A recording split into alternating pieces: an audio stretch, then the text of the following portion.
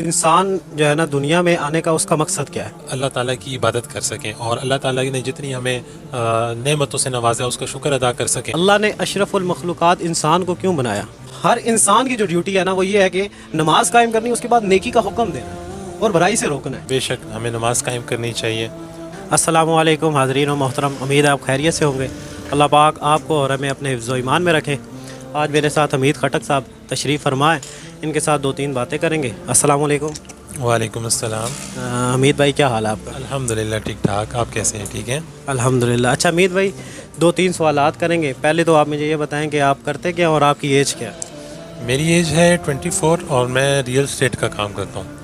صحیح ہو گیا۔ اچھا حمید بھائی، 2-3 سوالات کریں گے، سخت مطلب اتنے بھی سخت نہیں ہوں گے، آپ کو ان کا آنسر آتا ہوگا۔ تو پہلی بات یہ کریں گے کہ نماز پڑھتے ہیں آپ؟ جی الحمدللہ پڑھتے ہیں۔ اچھا، یہ حمید بھائی کے بارے میں ایک بات میں کلیئر کر دوں، ماشاء اللہ سے حافظ بھی ہیں، تو قرآن شران ابھی رمضان میں کر رہے ہیں آپ یا کوئی نہیں؟ جی انشاءاللہ الحمدللہ ریویژن تو چل رہی ہے قرآن پاک کی، لیکن یہ ہے کہ تھوڑی سی مصروفیات ہیں جس کی وجہ سے کوئی ٹائم سکیجول نہیں بن رہا ہے، لیکن انشاءاللہ کوشش کریں گے پوری کہ اس دفعہ پروگرام ہے اپنے گھر میں ہی جو ہے نا تراویح پڑھانے کا اپنا پروگرام ہے انشاءاللہ۔ چلے انشاءاللہ اللہ پاک جو ہے نا خیر کرے گا۔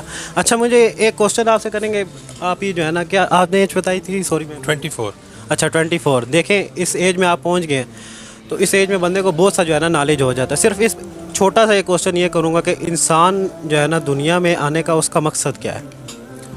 جی دیکھیں، انسان کا دنیا میں آنے کا مقصد تو صرف اور صرف یہ ہے کہ اللہ کی عبادت کرنا۔ اللہ نے ہمیں اشرف المخلوقات پیدا کیا ہے اور اللہ کے پاس، جیسا کہ آپ جانتے ہیں ماشاءاللہ آپ بھی مسلمان بھائی ہیں ہمارے، آپ جانتے ہیں کہ اللہ پاک کو کسی سہارے کی یا کسی چیز کی بھی ضرورت نہیں ہے، اس لیے اللہ تعالیٰ نے ہمیں اشرف المخلوقات پیدا کیا ہے تاکہ ہم اللہ تعالیٰ کی عبادت کر سکیں اور اللہ تعالیٰ نے جتنی ہمیں نعمتوں سے نوازا اس کا شکر ادا کر سکیں۔ تو میرے خیال میں تو زندگی میں آنے کا مقصد صرف یہی ہے ہمارا۔ چلے اس کی میں ابھی آپ کو آنسر دیتا ہوں۔ پہلے ایک کوسچن جو آپ نے بھی بات کی ہے نا، اس سے میں ایک کوسچن آپ سے نکالتا ہوں، وہ یہ کہ آپ نے کہا اشرف المخلوقات ہے انسان۔ اللہ نے اشرف المخلوقات انسان کو کیوں بنایا؟ نہیں پتا تو آپ بتا دیں، نہیں پتا میں دے دوں گا۔ نہیں آپ بتا دیں۔ اللہ پاک قرآن مجید میں فرماتے لہم قلوب لا یفقہون بہا، ان کو دل دیے تھے اس سے سوچتے نہیں تھے۔ پوری ایک آیت ہے، بیچ میں تھوڑا سا آپ کو صرف اشرف المخلوقات کیوں بنایا اس وجہ سے بتا رہا ہوں کہ اللہ نے ان کو دل دیے تھے انسانوں کو، یہ اس سے سوچ کے حق بات تک پہنچ سکے، ان کو عقل عطا کی تھی کہ یہ سوچ کے حق بات تک پہنچ سکے، اس وجہ سے اللہ نے ہمیں اشرف المخلوقات بنایا۔ اور جو لوگ اس عقل کو یوز کر کے حق بات تک نہیں پہنچتے، اللہ پاک ان کے بارے میں فرماتے ہیں یہ جانور ہیں بلکہ جانوروں سے بھی بدتر ہے۔ ٹھیک ہو گیا۔ اس کے علاوہ ایک اور میں کوشچن کرتا ہوں آپ سے، ابھی آپ نے کہا نا کہ عبادت کرتے ہیں نا، قرآن مجید میں بھی اللہ پاک یہی فرماتے وما خلقت الجن والانس الا لیعبدون، انسانوں کو اور جنوں کو صرف پیدا اس وجہ سے کیا کہ وہ اللہ کی بندگی کرے، اللہ کی اطاعت کرے، اللہ کی عبادت کرے۔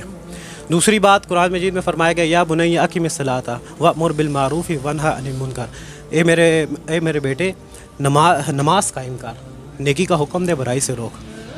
ٹھیک ہے، اس کے بعد جو تمہارے اوپر مصیبت پہنچے اس کے اوپر صبر کرو، یقیناً یہ ہمت والا کام ہے۔ پہلا کام تو یہ ہے کہ اللہ کی عبادت کرنی ہے، جو رسول پاک صلی اللہ علیہ وسلم نے ہمیں تعلیمات دی ہے اس کے مطابق ہم نے زندگی گزارنی ہے۔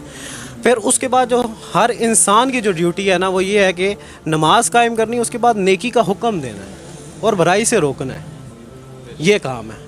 اس کے جب دیکھیں، اب اللہ کے نبی صلی اللہ علیہ وسلم کی حدیث میں بھی ہے کہ اس ذات کی قسم جس کے ہاتھ میں میری جان ہے، تم بلائی کا حکم دو اور برائی سے روکو، ورنہ قریب ہے کہ اللہ کا عذاب آ جائے، اور تم دعا کرتے رہو اللہ سے اور دعا تمہاری قبول نہ ہو۔ تو پہلا مقصد جو ہے وہ اللہ کی عبادت ہے، دوسرا مقصد یہ ہے کہ علم کو حاصل کرنا قرآن اور حدیث کا، اس کے بعد لوگوں تک ٹرانسفر کرنا۔ ٹھیک ہے، اور دیکھیں یہاں پر بات ہوئی ہے کہ حکم کی، دیکھیں آپ وہاں پہ قرآن میں بیچ میں میں نے بھی جو آیت پڑھی ہے اس پہ بھی جو ہے نا حکم کی بات ہوئی ہے، اور حدیث میں بھی حکم کی بات ہوئی ہے۔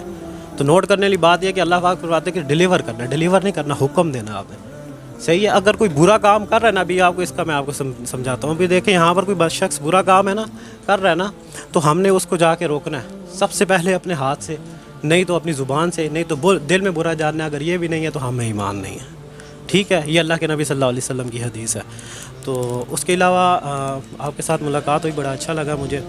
تو ابھی ایک क्वेश्चन आपसे मैं करूँगा कि हम मतलब क्वेश्चन तो नहीं कि आप अपनी मतलब ये ऑडियंस को क्या पैगाम देना चाहेंगे कि मतलब कोई भी आप क्या कहते हैं?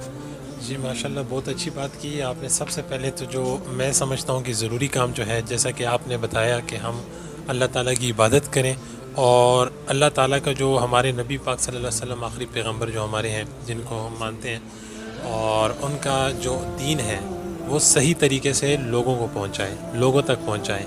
यानी कि आपने बताया कि लोगों को हम हुक्म दें, सिर्फ़ बताना नहीं है, हुक्म देना है कि पहले अपनी अगर नहीं मानते हैं तो उनको अपनी ज़ुबान से समझाएं, फिर भी नहीं मानते हैं तो दिल से बुरा समझें, और अगर फिर भी हम नहीं उसको रोकते हैं किसी गलत काम से तो फिर हम हमारे अंदर ईमान, पुख्ता ईमान नहीं। तो मैं तो समझता हूँ कि शायद सबसे पहला काम हमें और सबसे बेहतरीन काम यही है कि हमें ये करना चाहिए, और उसके बाद बेशक हमें नमाज़ कायम करनी चाहिए और अल्लाह ताला की इबादत करनी चाहिए। चलें, अल्लाह पाक हमें रसूल पाक सल्लल्लाहु अलैहि वसल्लम की तालीमात पर चलने की तौफीक अता फ़रमाए, अल्लाह पाक हमें हदायत अता फ़रमाए।